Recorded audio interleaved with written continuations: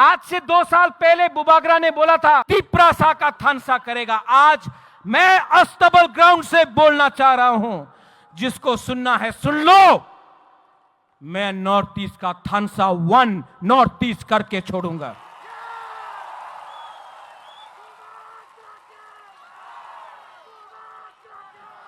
David मूरा सिंह अगरतला से अपना पैर में खाली पैर 2700 किलोमीटर अगरतला से दिल्ली गया।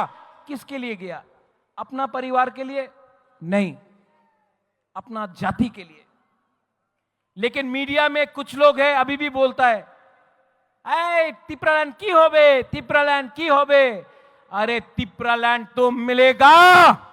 अगरतला से मैं बोल रहा हूं, आज नहीं मिला, 5 साल नहीं मिलेगा, 10 साल नहीं मिलेगा नकुल जॉय, लेकिन मैं बोलता हूं मरने के बाद भी।